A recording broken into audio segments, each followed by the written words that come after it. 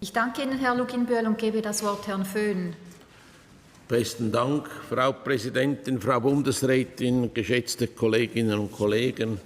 Es ist höchst interessant, dass mein Vorredner alles von den Initianten weiß, zumindest zu wissen pflegt. Und ich sage Ihnen einfach vielleicht nur ganz kurz dazu, für die Initianten ist nichts, und zwar gar nichts illusorisch.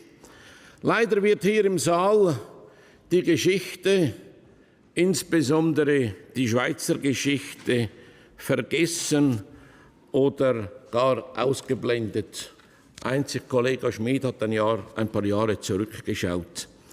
Denn heute sprechen und entscheiden wir über einen Teil des Erbes, welches wir von unseren Vorfahren übernehmen durften. Ja, die Eidgenossen hatten gekämpft. Die Eidgenossen sind sogar in den Krieg gezogen, damit sie sich von den Unterwerfungen loslösen konnten, sich vom Unterwerfungstum befreien konnten. Sie wollten schon damals selbst bestimmen, wollten das Zepter selber führen, die Zügel in die eigenen Hände nehmen. Für diese Selbstbestimmung hatten unsere Vorfahren, hatten die Eidgenossen sehr, sehr hart gekämpft. Und heute gilt noch, die Schweizerin, der Schweizer wird nicht geboren, um sich zu unterwerfen, um sich unterwürfig zu zeigen, um sich unterwürfig zu geben. Die Schweizerin, die Schweizer will das Schicksal selber an die Hand nehmen, will selbst bestimmen können. Denn kaum jemand will sich fremd bestimmen lassen. Diese Selbstbestimmung ist ein Erbe, ein sehr gutes Erbe unseren Vorfahren. Sie haben das eindrücklich vorgelebt und dieses Erbe möchte ich weiterleben, weitergeben, aber auch vorleben, auch hier und heute in diesem Saal. Diese Volksinitiative, die sogenannte Selbstbestimmungsinitiative, will ja gar nichts anderes als den Grundsatz in der Verfassung, dass hierzulande schweizerisches Recht gegenüber internationalem Recht Vorrang hat. Eigentlich eine Selbstverständlichkeit. Bei der Selbstbestimmungsinitiative geht es um einen ganz einfachen Grundsatz. In der Schweiz soll Schweizer Recht gelten. Punkt. Und wenn wir an Volksabstimmungen über Verfassungs- und Gesetzesänderungen befinden, sollten wir davon ausgehen können, dass diese Entscheide auch Gültigkeit haben.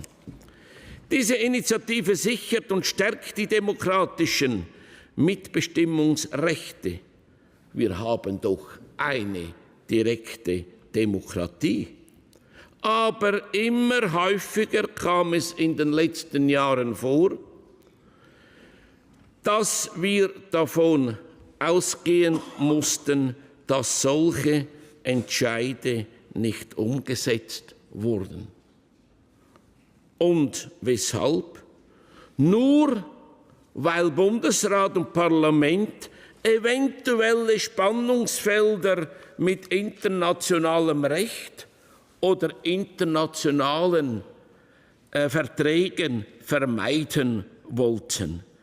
Diese unkritische Haltung gegenüber internationalem Recht ist für mich völlig unverständlich. Es wurde heute viel über die Bedeutung dieser Initiative im internationalen Kontext referiert. Ich glaube, gerade als Standesvertreter müssen wir auch einmal die nationale Bedeutung anschauen. Unser Land zeichnet sich nämlich aus durch eine föderalistische Struktur. Die Stimmbürger verfügen über Mitbestimmungsrecht wie in keinem anderen Land und die Kantone haben als Gliedstaaten ebenfalls eine sehr starke Stellung. Gerade die Gewichte des Ständerates ist ebenfalls eine schweizerische Besonderheit. Dieses System gewährleistet einen Schutz von Minderheiten, wie ihn kein anderes Land kennt. Nur so ist es möglich, dass 26 Kantone, 4 Landessprachen und unzählige Kulturen freundlich in dieser Willensnation zusammenleben. Darauf dürfen wir stolz sein. Die Selbstbestimmungsinitiative schützt diese Besonderheiten und damit auch die Minderheiten. Denn unser Verfassungssystem, das auch auf kleine Kantone sowie sprachliche und kulturelle Minderheiten Rücksicht nimmt, wird zusehends ausgehebelt, wenn immer öfter internationale Abkommen Vorrang haben. Unser direktdemokratisches System schafft verschiedenste Möglichkeiten, dass sich Minderheiten auf kommunaler, kantonaler und eidgenössischer Ebene einbringen können. Dieser Schutz von Minderheiten scheint verloren zu gehen, wenn unsere Verfassung immer mehr ausgehöhlt wird und internationalen Bestimmungen weichen muss.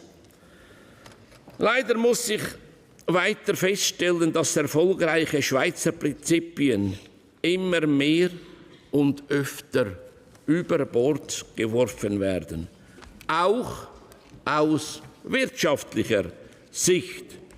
Vielfach höre ich, dass wir vom Völkerrecht sehr stark profitieren oder dass eben diese internationalen Rechte unseren Unternehmungen den Marktzugang in der ganzen Welt garantieren und öffnen und ist damit Garant für Stabilität und Wohlstand unseres Landes.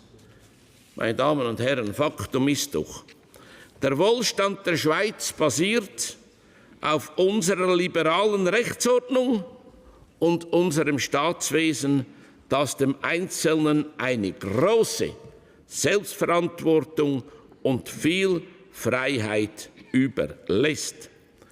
Der Wohlstand der Schweiz ist darum so stabil, weil wir einen verhältnismäßig freien Arbeitsmarkt und verhältnismäßig wenig Bürokratie haben. Vor allem aber auch, weil wir nicht von einigen wenigen Großkonzernen oder gar einer Zentralregierung in Bern abhängen. Das Rückgrat der Schweizer Wirtschaft sind die Gewerbebetriebe, die KMU. Diese Vorteile setzen wir mehr und mehr aufs Spiel, wenn immer mehr internationales Recht übernommen wird, welches ganz anderen Rechtsvorstellungen entstammt und auch entspricht. Unsere Aufgabe muss es sein, den schweizerischen Wohlstand zu stärken. Wir müssen schauen, dass die Stärken und Vorteile der Schweiz erhalten bleiben, damit wir uns mit anderen Ländern nicht nach unten nivellieren. Vielleicht ist noch zu sagen, und das möchte ich als Unternehmer betonen, dass die Freihandelsabkommen, die die Schweiz mit anderen Ländern abgeschlossen hat oder in Zukunft vielleicht abschließen wird, nie im Widerspruch zu unserer marktwirtschaftlichen Verfassung stehen, sondern klar mit ihnen im Einklang sind. Kurz zum Gegenvorschlag. Es wurde jetzt viel darüber gesprochen und ich danke, dass dieser eigentlich eingereicht wird. Es heißt für mich also ganz klar, und das haben einige auch moniert, es besteht Handlungsbedarf. Der Handlungsbedarf wird bejaht.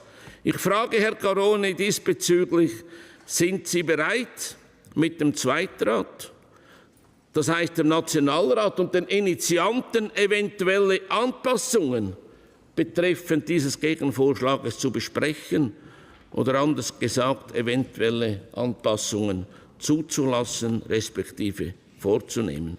So wäre ich überzeugt, eine noch vernünftigere, eventuelle noch bessere Lösung einer Selbstbestimmung Volk und Ständen vorlegen zu können. Meine Damen und Herren, ein weiteres Ziel könnten wir noch erreichen. Ich komme halt wieder einmal mit meinem Lieblingswort Bürokratieabbau. Wenn internationales Recht definitiv über unser Schweizer Recht gestellt werden sollte, wie heute gang und gäbe, ist dieser Abbau mehrheitlich in Frage zu stellen. Ja, Bürokratieabbau könnte gar zu einem Unwort verkommen, weil es eben gar nicht stimmt, was viele hier drin immer und immer wieder versprechen. Also, es gibt mindestens 1000 Gründe, dieser Initiative zuzustimmen. Und jetzt noch auf einige Worte muss ich schon noch eingehen. Es sei eine schwer verständliche Verfassungsänderung oder der Text sei konfus und widersprüchlich oder es sei eine verantwortungslose Initiative, schadet dem guten Ruf der Schweiz mit verheerenden Folgen, sei wirtschaftsfeindlich etc. etc. Meine Damen und Herren, die gleichen Floskeln wie schon x-fach gehört und in die ganze Schweiz hinaus posaunt, begann bei der EWR-Abstimmung und Personenfreizügigkeit, ich könnte da noch viele aufzählen. Wenn dem so wäre, wo wären wir?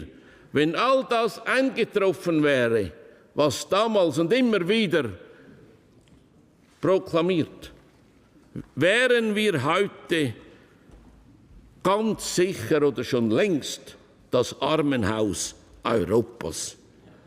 Die Wirtschaft, meine Damen und Herren, und ich spreche hier als Unternehmer, kann und wird weiterhin vernetzt sein.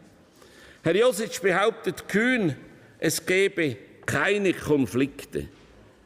Es gibt wohl keinen Krieg, aber laut Meinung der Initianten gibt es wohl Konflikte. Unter anderem betreffend der Personenfreizügigkeit, Masseneinwanderung. Die Initianten sind nicht zufrieden und stören sich an der Praxis, an der Umsetzung. Und es könnte natürlich auch in absehbarer Zeit größere und vernichtendere Konflikte heraufbeschwört werden. Meine Damen und Herren, mit dieser Initiative erwünsche ich mir einzig die Rückgewinnung der Selbstbestimmung.